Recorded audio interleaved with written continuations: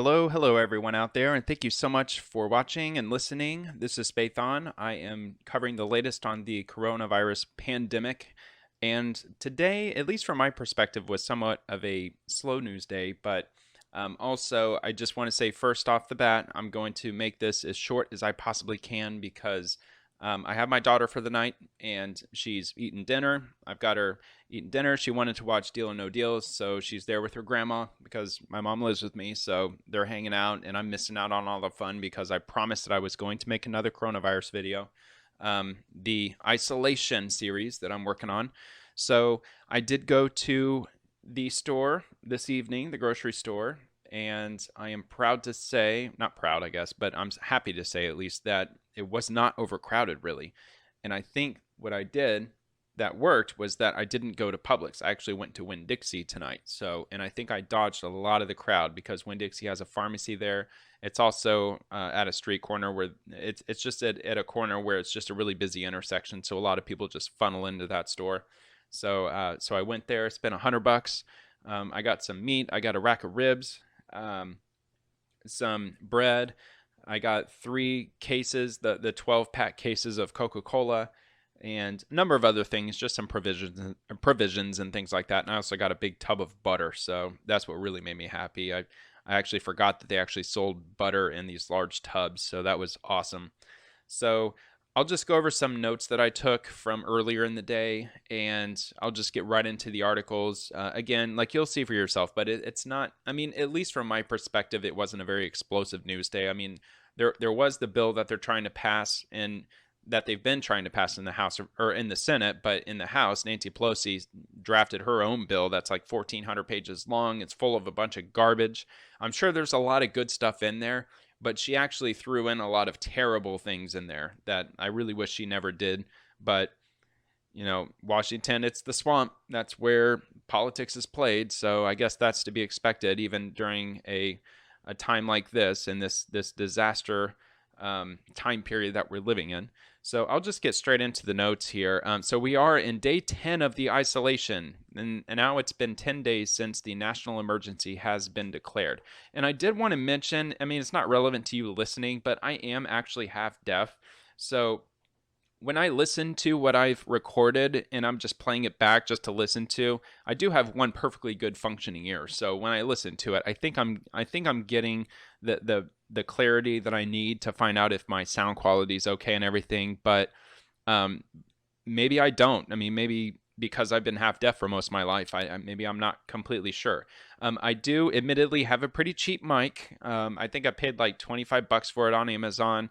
So it's not something that's ideal to work with in professional podcasting circumstances, which this is definitely not. So I think it's really doing good enough. But if you're noticing anything, if there's like too much bass that you're hearing, or if there's or if it's staticky, or if just the overall quality is just hard to listen to, just let me know, and I will do everything I can on the back end to try to improve the quality of the mic to the best of my ability. So I just wanted to mention that because I honestly I'm terrible when it comes to sound quality and stuff. Because once I lost my left ear back when I was 16, that's for another day. Maybe I'll mention that later on. It was an injury, but yeah, once that happened, I lost my sense of surround sound. I lost my sense of audio direction, meaning that if I'm sitting at a stoplight and if I hear an ambulance coming, it could be coming from any freaking direction from where I'm sitting. Who knows?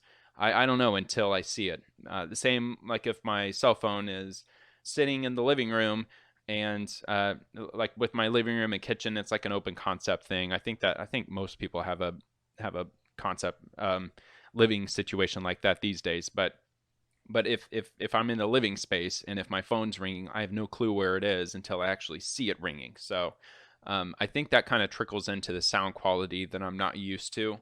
So anyway, yeah. So if you notice anything that's going on with the quality of what I might be producing, please feel free to let me know. Be as critical as you want to be, because I honestly don't know. So yeah, I just thought I'd throw that out there real quick. So and moving on to the next thing, I think that many of our politicians definitely owe us a big apology, namely the Democrats. And I really hate to get political. I watch politics religiously, and I think I've already made it pretty apparent that I am a conservative. But one thing I probably didn't share with anybody who might be listening to this, that I did vote for Obama twice, and it was probably because I was in my 20s, and I just kind of went with the status quo of the folks around me and whatever, young, whatever. I'm not saying young and dumb. I'm not going that far, but I'm not like a born and raised conservative. I've just discovered that in the last probably 4, 5, 6 years or so. But I don't want to get political when it comes to coronavirus, because this is not a political issue. I really want it to not be one, but certain political parties are insisting that it becomes a political issue, and namely the third wave of the bills that they're getting passed to try to give some aid to the American people, to give people money in their pockets so they can get food, they can pay their rent. Hopefully, $1,200 is not enough to pay rent, I think, for most people. I mean, for me, it certainly is. I'd pay less than half of that for my rent, but I would say, like not just rent, but just utilities and bills and stuff. That's not even nearly enough. But now they got to interject politics into the whole situation, and this new bill that was created by the Democrats, that was headed up by Nancy Pelosi in the House of Representatives, because she's the Speaker of the House right now, because the Democrats control the House, because there's more Democrats than Republicans that were elected to the House. At least presently. So there's a few things that they threw in there that really ticked me off, and that's why I added them to my notes. One of them is diversity requirements for workplaces who receive aid, and I think that is insane. I think that if you're good enough to do the job, you shouldn't be limited by the color of your skin. I think that if you're good enough at doing the job, you should be able to get the job. I mean, if you have somebody who's training to be a firefighter and he's a man and he can lift like 300 pounds by himself, and then then you get another man who's of a different skin tone who can't lift as much, or maybe the white guy can't lift as much, and then the other guy can lift a lot more. Whatever it might be, they throw all of that out the window and they just look at it based on skin color, and I think that's absolutely ridiculous. So they're trying to throw that into this bill. So anybody who collects money from this package that they're putting together, any company who accepts it, they're trying to make it that diversity gets interjected into the company's like their rules, or not really their rules, but just the way that they hire people and they bring people on, and the way that they formulate their board and all that stuff. It's just absolutely ridiculous. Hang on just a sec. I got to bring in my kitty. What's up, kitty? My kitty Livy. She was scratching at my door, so I had to step away for a second to let her in. I got the dryer going behind my room, so I think that was freaking her out, and she wanted some attention. So anyway, as she's staring at me, hoping that I'll open the door again, because that's how cats are. As soon as you let them in and then you close the door, they're instantly wanting you to open the door again. But anyway, yeah, so the next thing I was irritated about was the requirement of $15 in minimum wage with businesses who receive any of this aid whatsoever. That is only going to make the economy much worse. And I've always been a proponent for the $15 minimum wage, because yes, I mean, if they did increase the minimum wage over a period of years, like 20 years, 30 years, we probably would be at a point where the minimum wage would be $15. But the reality of the situation is that it's not. The last I checked, the federal minimum wage was somewhere around $9, I think, and I could be mistaken, and let me know in the comments if I am mistaken on that. But you cannot just suddenly jump the minimum wage from $9 to $15. That can't work. Inflation will get out of control, among many other things. Then throw coronavirus on top of it. Throw this insane downward spiral of our overall economy into that, and you'll see how $15 minimum wage will just crush businesses, especially small businesses. Even throwing a $15 minimum wage into a normal climate where, let's say back in like last November, they suddenly started throwing $15 minimum wage into everybody. And all of these businesses who are at their absolute prime, the best economy we've ever had, the best thing we got going financially. And if you throw that into small businesses, $15 minimum wage, it just doesn't work. These businesses will fail. Look at Bernie Sanders. Bernie Sanders was talking $15 minimum wage, $15 minimum wage.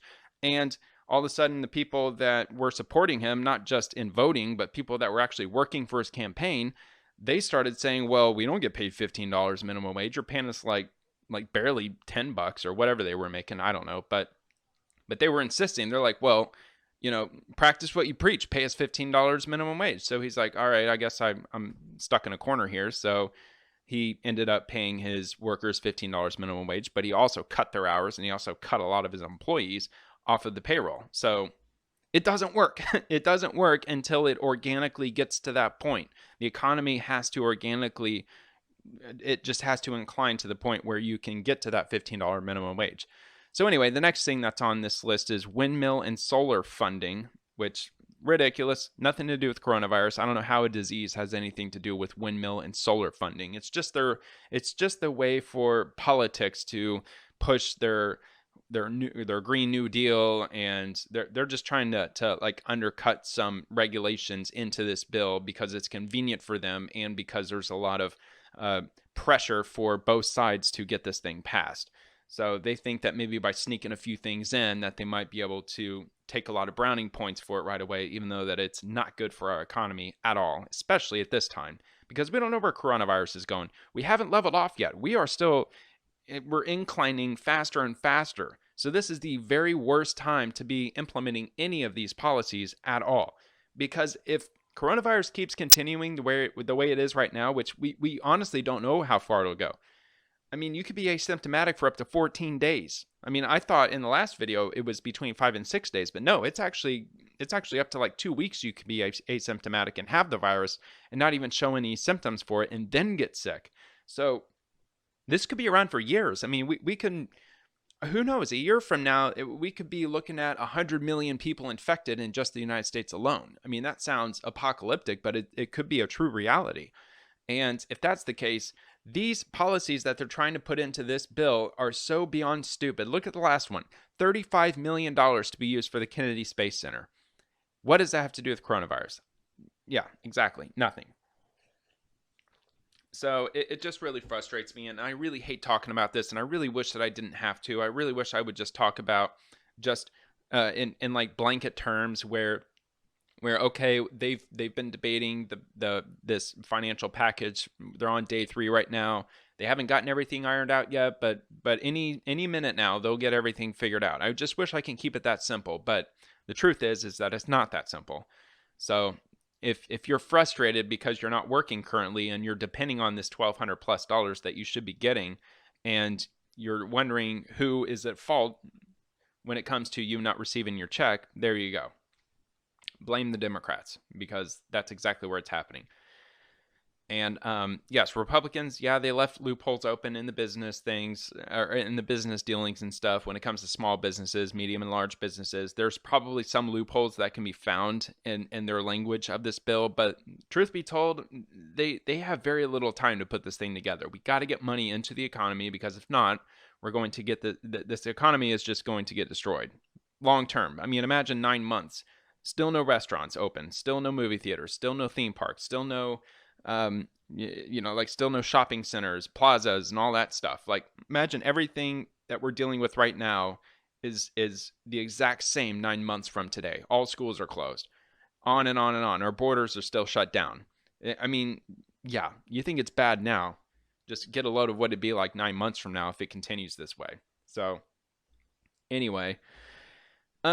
Just to finish off on my notes, I know it's an irritating rant on my part, but I did watch most of it, but I just wanted to keep it short and simple because I've been focusing a lot of my time just itemizing these brief notes that I'm taking, and really I probably should just do my videos just based off my notes, because it takes a long time to get through these on their own, because yeah, I kind of get into some segues and whatnot, but as far as the president's briefing before the press today, again, not much for notes, but the president does have a goal to try to get back to a somewhat normal existence by Easter, and he's hoping to free up certain sectors of the country that were not affected heavily by coronavirus, and hopefully not necessarily allowing them to return to normal, but suggesting that they do, saying that your section of the country is not in like a national emergency type situation, and you can start opening up your businesses and,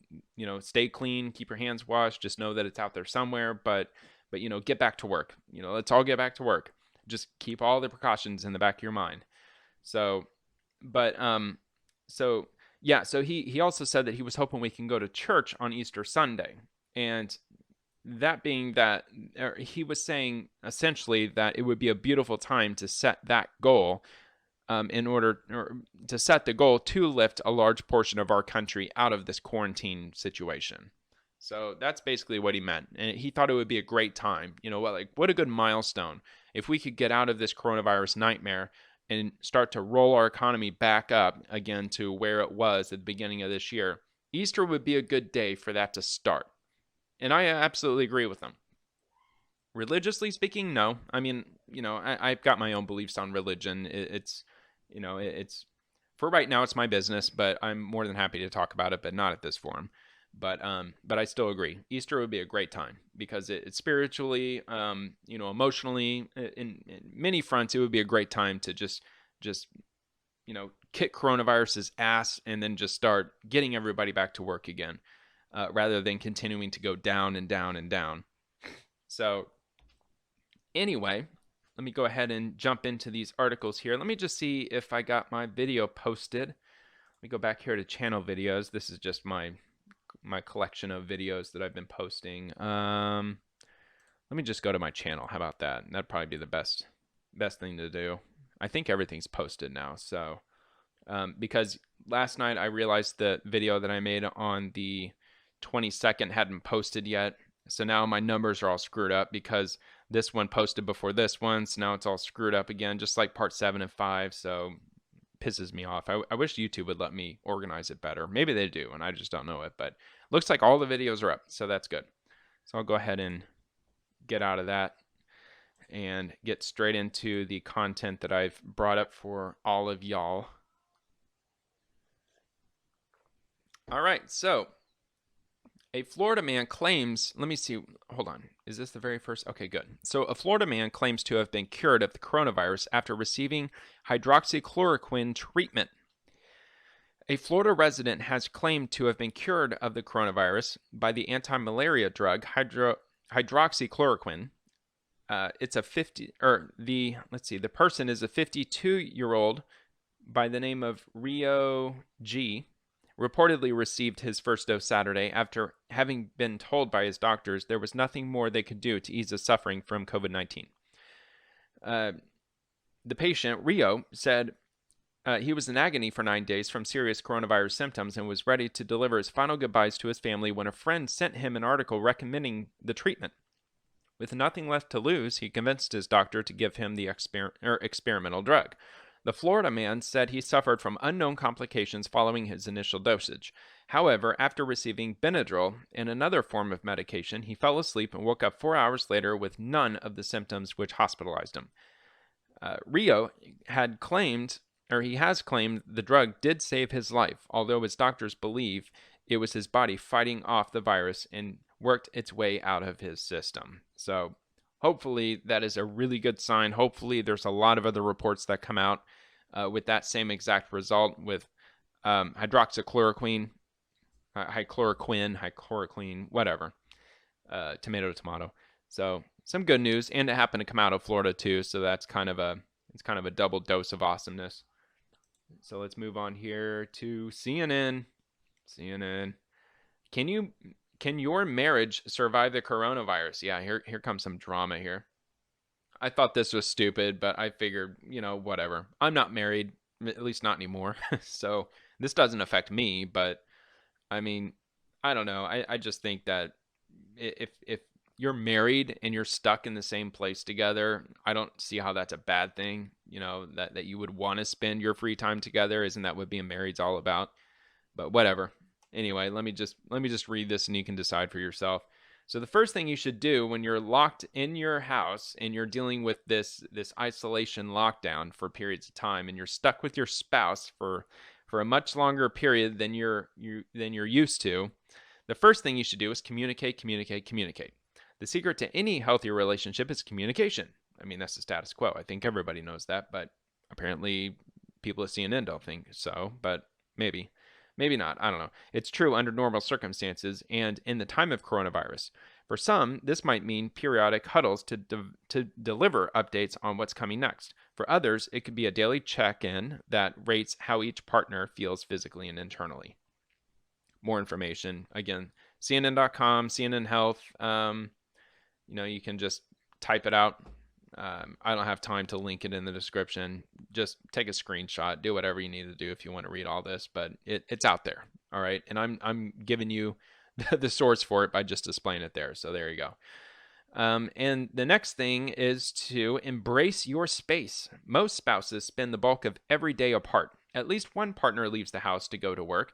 Now, however, due to companies ordering employees to work from home in government mandated lockdowns, both partners are required to spend almost all their time under the same roof. Sometimes all you need is a quiet spot of your house for 5 minutes, and I think everybody can agree to that. I think for men, largely, it's just taking a dump. I mean, I usually just chill in there for like 30 minutes, and I mean, if I had to just do my business and get out of there, I'd be out within 3 minutes. But I spend, the bulk of the time just watching a YouTube video, usually, to be honest with you. I know it's a little bit too much information, but whatever. So keep it light. Let's see. In the section for keeping it light, other partners have found solace in sharing stories of work-related video conferencing gone wrong. Some have even embraced COVID confessions, which is a trending hashtag right now, a Friday night social media phenomenon through which people share truths about their lives they've kept secret until the pandemic. So if you're trying to keep the situation light, if you don't want to start an argument, if you don't want to, add pressure to the situation, just talk about something that your partner doesn't know about. Try to revisit your childhood, your teenage years, a crazy party situation. Don't talk about like a crazy encounter with the opposite sex. Just try to keep the situation crazy.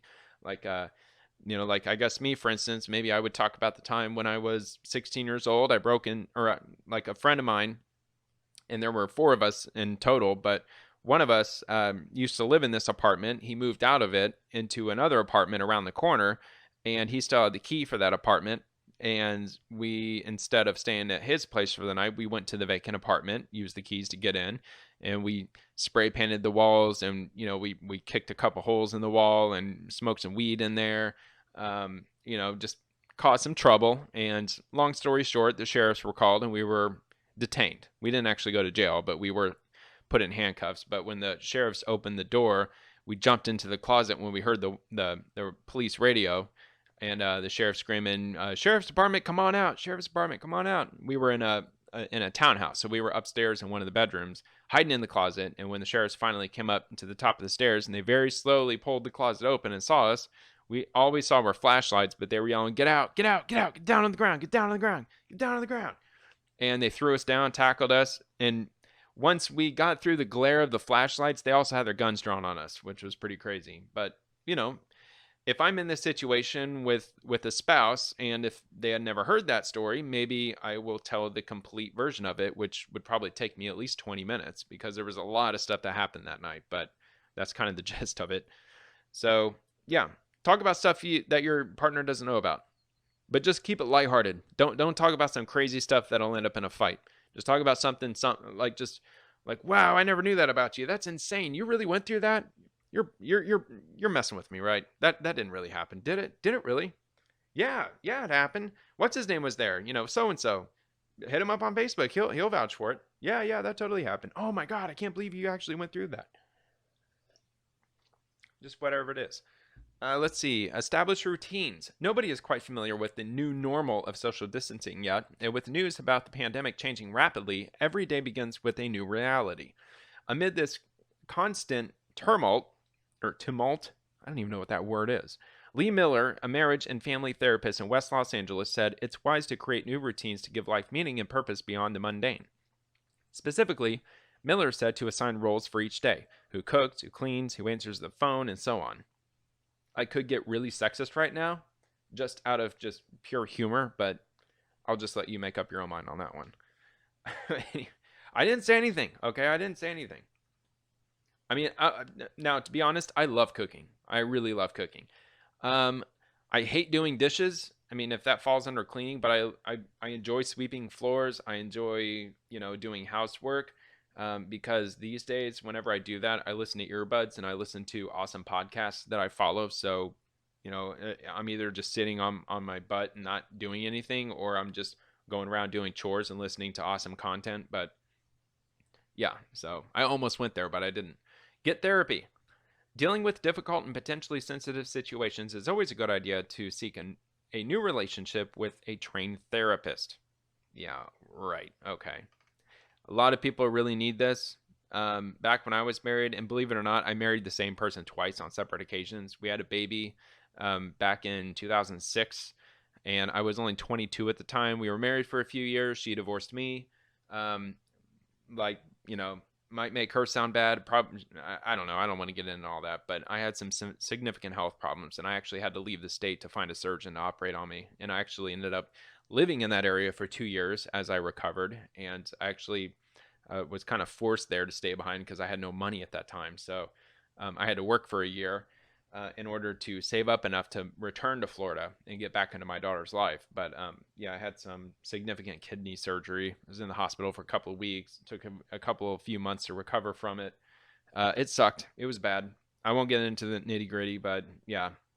Um, but then when I moved back to Florida, she was kind of, hitting me up, and, we got back together, moved back in together, got married a second time. She divorced me again. Long story short, no, I'm not even going to get into it, but, um, nobody wants to admit that it was their fault. And I'm certainly saying that this is absolutely not my fault. Um, but yeah, I can't. I hate drama. I'm not even going to interject that on YouTube. But there were certain activities that she enjoyed doing without me knowing about it. All right, I'll just leave it at that, and I'll let you just make up your own mind. And whatever you're thinking of, it's probably true. So I can't cuss on YouTube, but I might say like "f that b" kind of thing. Anyway, don't push for sex. Stress hampers the libido for about 85% of us. If you're one of the 15% of people who aren't affected by stress, understand that your partner might be on the other side. Blair noted that nagging or shaming your partner into sex will leave both parties feeling low. I'm not sure if that's entirely true. Maybe not from the male perspective. I think that if he thinks that the time's right, and if he's getting all those signals like, yeah, should I move in? Yeah, you sure? Okay. Well, you're saying whatever. That means yes, right? Whatever. Whatever? Like whatever, like yes? No, whatever, like whatever. I don't care, whatever. All right. I shouldn't be diving into this. This is crazy. Anyway, how about we just move on to focusing on the little things. It's easy to become overwhelmed with the existential dread in the face of this pandemic, which changes daily. This panic state only further complicates your relationship with your partner. Instead of allowing yourself to be triggered, take a deep breath and focus on the little things, especially those you can appreciate with your spouse. I absolutely agree with that. 100% true. And if you feel unsafe, of course, call 911 and, report domestic violence, this, that, and the other. I mean, clearly, if somebody's like punching you, I mean, come on. Like, do they really have to tell us that? Of course, that's, like, who doesn't know that by now? Anyway, that's the gist of that one. I guess that might have been a little more entertaining than I wanted it to be. Now we're going to get into some real news. I mean, that clearly wasn't real news. That probably should have been saved to the end. But again, like the last several videos I've done, I've not been ordering this like I did in the first few that I started with. But so with this one, about 20% of the global population is under coronavirus lockdown. Imagine that. 1 out of 5 people on Earth are in lockdown because of this situation, because of coronavirus. Now, if you live in America like me, you might think that, it's around the world, but it just feels so localized. Like your grocery store is out of food, certain foods that a lot of people would like to have if they don't have it, like milk and eggs, bread, meat, things like that. But it's it's so global. We see the pictures on the news. We hear about Italy, we hear about Spain, we hear about Iran and some other hotspots around the world. But for the vast majority of us that are sitting back in this closed off existence, it doesn't really feel all that real because the vast majority of us aren't sick. But truth be told, 1 out of 5 humans on the entire earth are being isolated. They're being, I guess, more or less forced isolated. Really, they're locked down. So that's crazy. And here we get into the crap that I wish I wouldn't have to talk about. So I took an article from Fox News and I took one from NPR.org, which I believe is liberal leaning.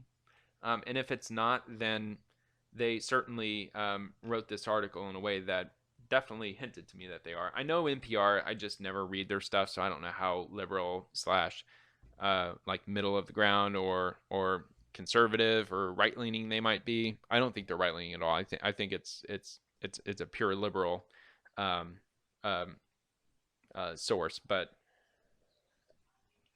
I thought in light of that, because I saw the Fox News one first, and I'm like, well, this can't be fair. I mean, yes, I agree with a lot of the stuff that they're talking about. I don't like what's in it, but I wanted to try to get the other side of it, like maybe seeing like the counter argument, like, well, this is what the Republicans put into their bill that makes it, like completely unnecessary. But I didn't get any of that. The only thing I got was like how good this bill is. I got this article saying this bill is bad, and they itemize why it's bad. And then I got the other article that's saying that it's good, and they were kind of vague with it. So with this one, this is the bill that they tried to pass, or that Nancy Pelosi drafted herself, I guess, with the help of, it must be an army of people, because this bill is like 1,400 pages. Um, and this is pertaining to the bill that they tried to pass in the Senate last night. They stayed up late trying to pass it, and they didn't. So Nancy Pelosi is like, well, I'm over here in the House just waiting on something, so I'll just draft up my own bill. And so this is the result of that bill. The bill proposed by Nancy Pelosi additionally seeks to eliminate debt held by the United States Postal Service, require same-day voter registration, and also pay off $10,000 in student loan debt per person, and mandate that airlines reduce their overall carbon emissions by 50% by the year 2050, and force federal agencies to explain to Congress how they are increasing their usage of, quote, minority banks. All of that is put into this bill. Do you think that President Trump is going to actually sign that? If you don't know, I'm just going to tell you no. He's not going to sign that. Wiping out student debt. I mean, these are all presidential political talking points from the Democrats, and they're trying to just infuse it in so they can take credit for it and say, "Oh, well, that's law now." Like that's the way it is now. But anyway, and the legislation would provide for the automatic extension of non-immigrant visas and restrict colleges from providing information about citizenship status. It would also allocate $35 million to the John F. Kennedy Center for the Performing Arts. I thought it was the Kennedy Space Center, so I actually had that wrong in my notepad. I apologize for that. It's for the John F. Kennedy Center for the Performing Arts. So if you've been screaming at the video ever since, well, all right, you stand corrected, or I stand corrected. I stand corrected.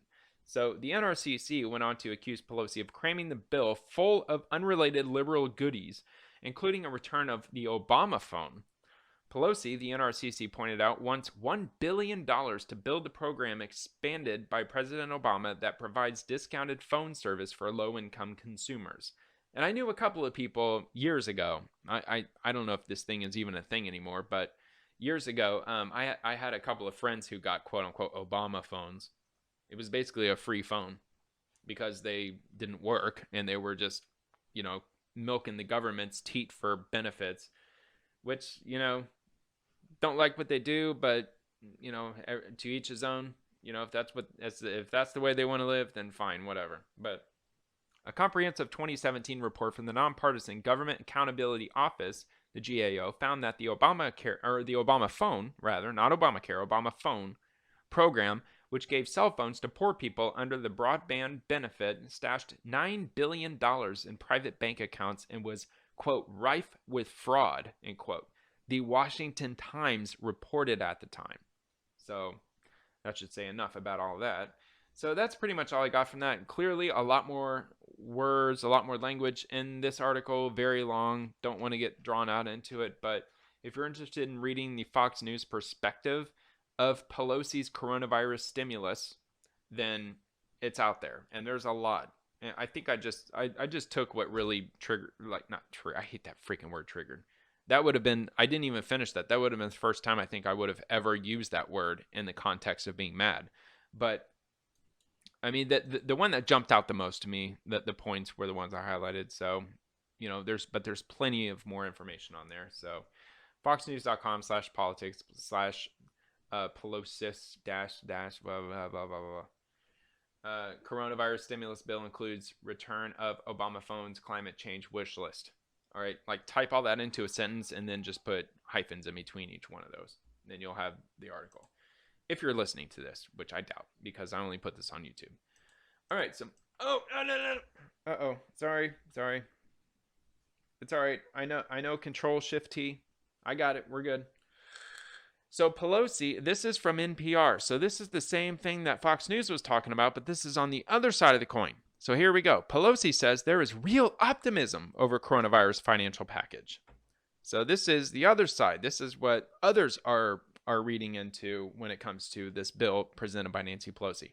Among the changes, he, who is Chuck Schumer, so among the changes of the bill, in opposition to what the Republicans had already put out, among the changes to that, Chuck Schumer said Democrats have secured is a major expansion of the unemployment insurance program. Schumer says he expects the bill will provide 4 months of full salary payments for people who lose their jobs because of the coronavirus.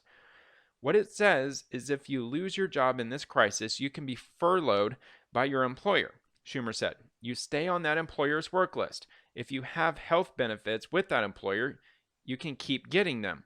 But, and most importantly, the federal government will pay your salary, your full salary, for 4 months. The proposal would allow more people to qualify for unemployment, including those who are furloughed, freelancers, and other contract or gig employees, according to a Democratic aide familiar with the negotiations. It would work by increasing the benefit by $600 a week for 4 months on top of the weekly rate states give as a base for unemployment assistance. The plan would expand existing unemployment by 13 weeks, meaning people who are nearing the point where they would max out their access to the program would have their time extended. So basically, to me, that's just saying that, if you like milking the government and just sitting on your ass and not working, well, look no further than to the Democrats, because with their plan, you don't have to do shit. You can just sit on your ass, not go to work, not put in your full-time hours. And by the way, those of you who were spared from this nightmare of coronavirus we're dealing with, i.e. certain healthcare workers such as myself, and others who were blessed enough to be able to continue earning money on their own, well, if the Democrats put this through, what's the point in even working? I mean, everybody else is collecting free full wage paid time off, essentially. Why don't you just take the paid time off? I mean, the government's paying for it, right? Absolute garbage. I hate this. This boils my blood. So if this excites you in any way, shape, or form, then I guess you're listening to the wrong thing. I mean, I don't want to get political with coronavirus. I keep trying not to, but as soon as this whole bill getting stopped because of partisan reasons, that's where I just have to my lid gets blown off over that, because it is irritating as hell to me. Like what I keep saying, back in the Depression era, when they were building the Hoover Dam, instead of people sitting on their ass just getting money for doing nothing like what people want to do today, these self-entitled douchebags, instead, what the government forced people to do, if they wanted to take government benefits, they put them to work. They got their elbow grease going. They're like, if you want to take full benefits for the job that you were working at, that you're not working for right now, if you've been furloughed from your job, and if you have healthcare benefits, which I'm sure in the 30s they didn't have, but let's say that they did. If you want to keep all that stuff, I guess according to the Democrats, you don't have to do anything. Just file it. Whatever. We'll just give you money for it. Have fun playing your video games, and we'll let you know whenever this coronavirus thing's over with. Just have fun, just chilling in your house, collecting free money. Now, for the rest of the real world, work equals money. You can't just collect money for nothing. There's no such thing as a free sandwich. There's no such thing as a free lunch. That's just not possible. Okay, you can spend all day trying to argue against it, but you're never going to get past that. There is no such thing as a free lunch. Pure, plain, and simple.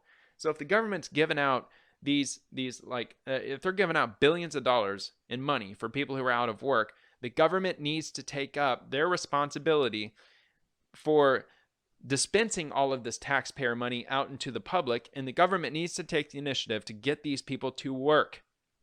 Get them to build a bridge. Get them to dig tunnels. Get them to do whatever. I mean, honestly, yeah, I would have to. In that sort of a situation, if I lost my job and if I was thrown into this huge pool of people who cannot get work right now because they worked in restaurants and retail and like a lot of those like in public type jobs, I'm not saying that they should be subjected to digging ditches and tunnels. I'm just saying that the government needs to find work placement for them if the government's going to pay them for it. You can't pay somebody for not working. That's not fair, because people like me who are working, that means 100% of my taxes are going to the person next door to where I live who is just not working and just sitting there doing nothing but eating potato chips and watching freaking TV all day long. God, that boils my blood. All right, sorry. Let me go to the next one here. Hopefully it's a little more uplifting. Coronavirus live updates. Trump wants to open up the country by Easter, and stocks roar higher, but the U.S. deaths reached to 600 in total. Yes, the stocks roared up higher. Let me just check that real quick, and I'll just bury this article. I'll just go to the next one, because I already talked about a lot of that already. Let's see. I know I keep doing the Dow Jones. I know some prefer the NASDAQ, some prefer the S&P. I like sticking with the Dow because that's just what I stick with. 20,704 points. Look at that.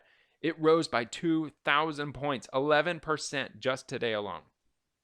And that third wave bill hasn't even passed yet. But there's optimism. Is that going to last? I don't think so. I mean, talk about a roller coaster. Talk about up and down like crazy by thousands of points. It's insane. So anyway, I'll close that out and let's go to the next one here real quick. It's 10:05. Let's see here. Grocery stores are the coronavirus tipping point. As many health experts have feared, last week reports began to trickle in of grocery store workers coming down with COVID-19, the disease caused by the coronavirus. So far, the virus does not appear to be extremely widespread among grocery workers. But yes, people can get COVID-19 at the grocery store. The primary concern for shoppers is other people, not food.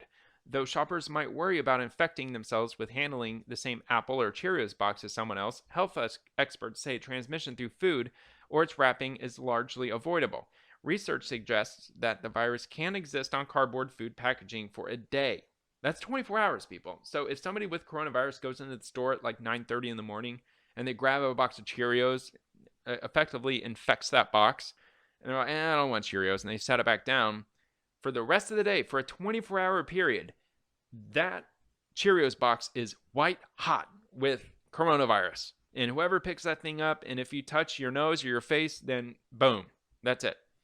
So they're downplaying this like crazy. I mean, 24 hours is a really long time for something to sit on the shelf that could potentially be highly sought after. I'm just saying, if somebody picked up a bottle of orange juice, for example, I mean, we had a shortage of orange juice in the grocery store that I went into today.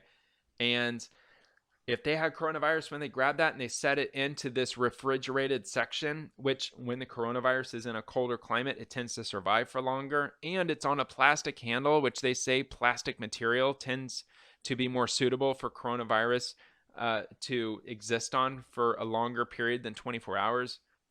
Yeah, downplay. Big time downplay. So I'm not liking this article. I didn't really necessarily want to critique it, but they're kind of forcing my hand here. But anyway, so they're saying like stuff on the shelves, like don't be that scared, but dude, totally be scared of it. All right. They're saying, well, it's only on the box for 24 hours. Well, how long is food actually sitting on the shelves? I mean, if somebody walks in at 6 o'clock in the morning when they first freaking open and they touch, 6, 7 food items, those food items are going to be sitting there all day until they eventually get picked up by somebody else. Whatever. Coughing humans, meanwhile, can be harder to escape. This is manageable risk for shoppers who can go to the store at odd hours and use the self-checkout. But at high risk of infection are the cashiers themselves, who stand just a few feet from hundreds of customers a day. They might pick up the virus through food and money the customer touches. And if the customer coughs or sneezes near an employee while in line, the likelihood of transmitting the virus through respiratory droplets is also high, says Brandon Brown, a professor at UC Riverside who has studied infectious diseases. And that's it. And clearly this is a long article, so if you want to get into this, it's on The Atlantic. Grocery stores are the coronavirus tipping point. Very easy to find. I found it on a Google search. Hospitals to test whether blood from coronavirus survivors can treat the newly ill. Interesting stuff. I didn't actually read into this article, but it was catchy. So is this clickbait? I don't know. I hope it's not. I hope this actually proves to be viable, but I think what they're trying to hint to is clearly that's not blood. That's plasma. I mean, at least I think it is. I guess it could be urine, but I've donated plasma many times when I was younger. So that's kind of what it looks like. So I think what they're trying to hope for is that those who have survived coronavirus, who have built the antibodies up to fight coronavirus, and they've become immune to coronavirus, at least the strain they were infected with, if they go in and they donate plasma and they take your plasma after you've cured yourself by riding it out and your body built the immunity up to coronavirus, you can go into a blood bank and you could donate your plasma, and they can give that plasma to somebody who's really sick with coronavirus, who I guess assumingly has the same blood type, unless you're O positive, which I am. So I'm the universal donor, so I can give my blood to anybody. I think except for AB. I think AB is the only one who can't take O positive blood. So, I'm the universal donor. I can give it out to anybody. But to those who would take those plasma bags from those who've survived coronavirus, I think what they're trying to figure out is if it's viable, like if it really does help people, because there's antibodies in it from humans who overcame coronavirus. And that's probably really promising. I didn't read this article, but it's here. So there might be some good information in there. This wasn't mainstream by any chance. I only saw this just on the Philadelphia Inquirer. So, I mean, maybe this might become more mainstream if this proves to be viable, or not viable, but like proves some really good results. Hopefully it does. So going back to Fox News again. Oh, no, we're not. That's just the homepage. So there's nothing there to see.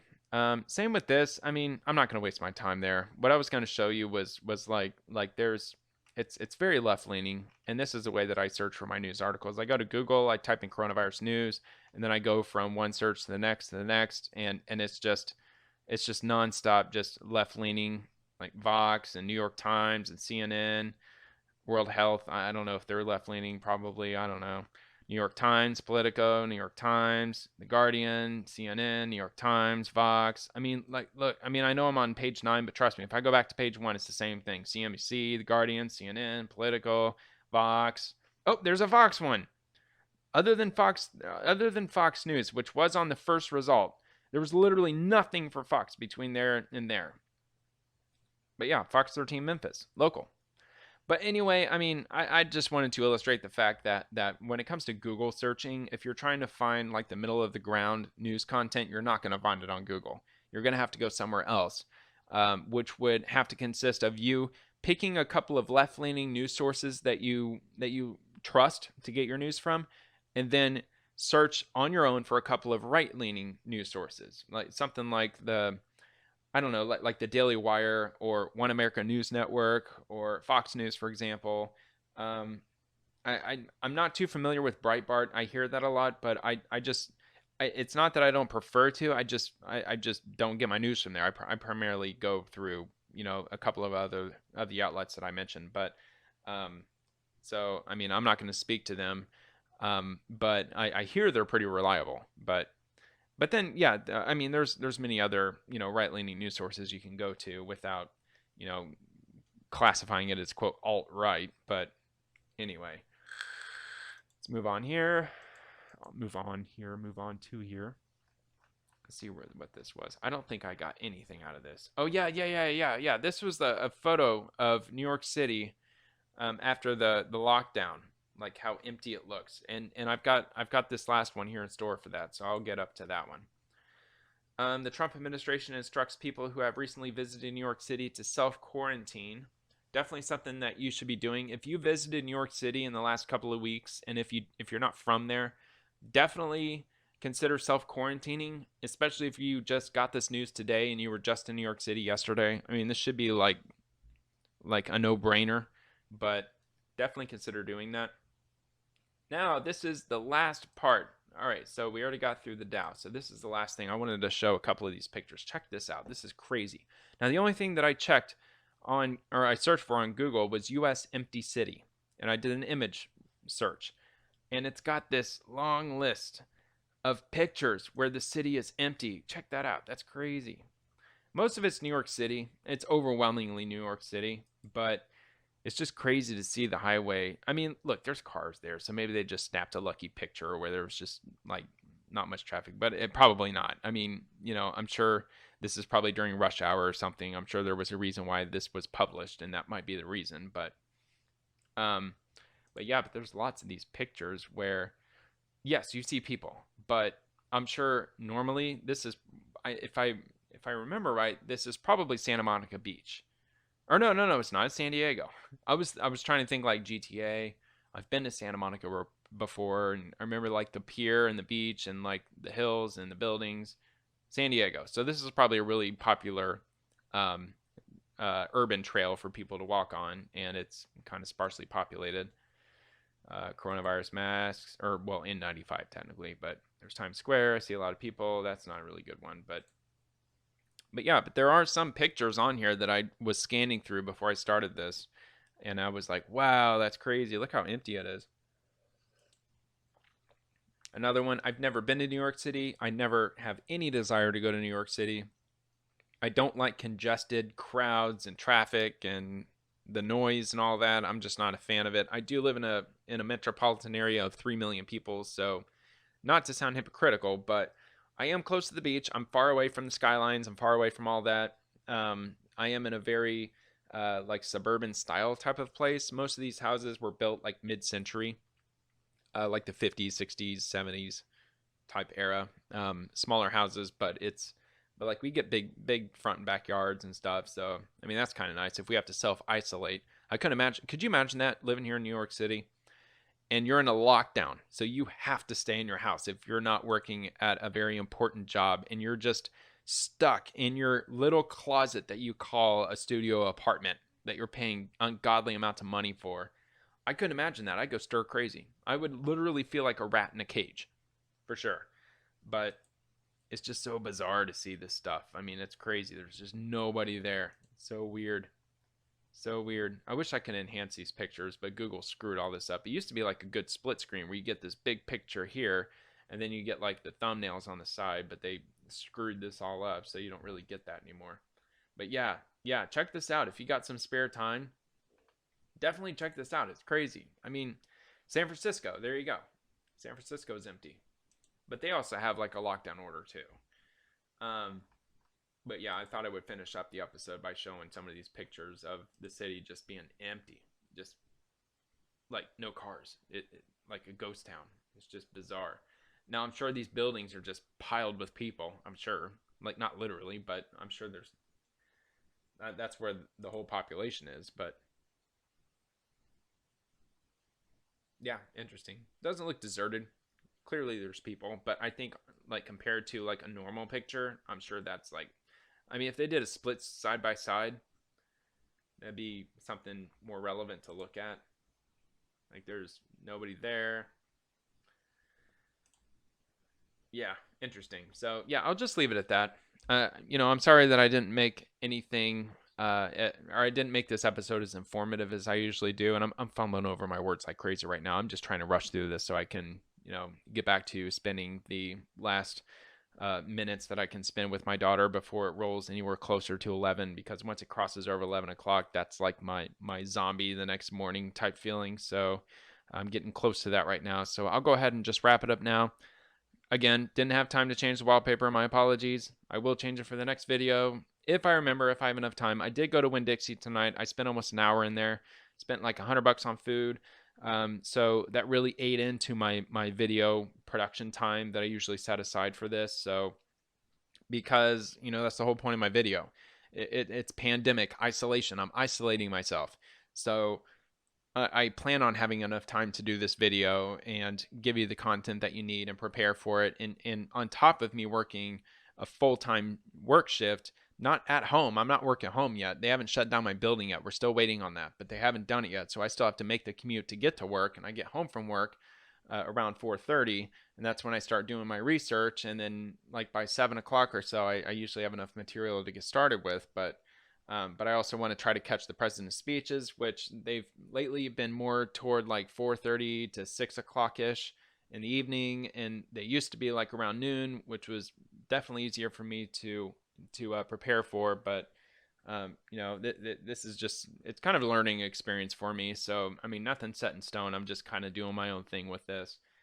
So hopefully I can tighten up a little bit more, make it a little bit more reliable. But until next time, I hope everybody out there just stays really safe. Keep your hands clean. Keep your distancing. If you got a stockpile at home, there is no reason to go to the store.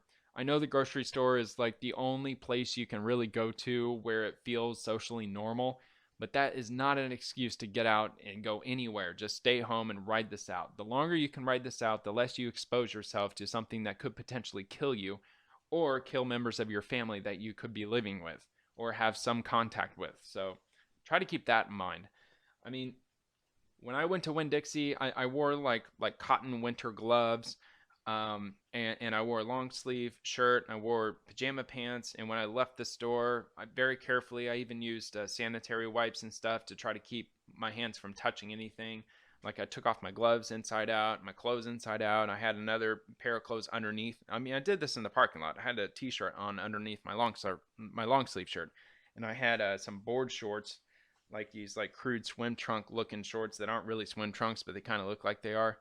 I had those underneath my sweatpants, and I just turned everything inside out, threw it into a grocery bag that I already had stretched out in my trunk.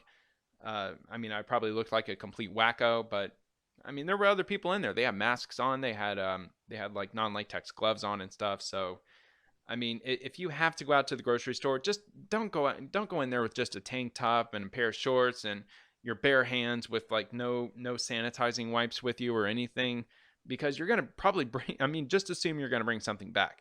That when I went in there with the assumption that everybody is infected, because if you go in there with that mindset, you're gonna maximize your chances that you will not bring the coronavirus back to your house and infect whoever it is that you live with, or even just yourself if you live alone. I mean, that's going to put you out for 2 weeks, and it's killing a lot of people. It really is. So, anyway, just take the proper precautions.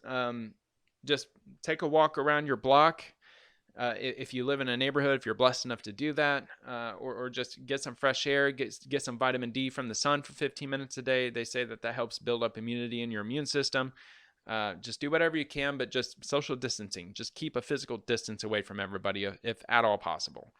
And until tomorrow, I'm going to go ahead and sign off now. And thank you so much for listening. Stay extra careful out there, and I will be back tomorrow. All right. Thank you very much for watching.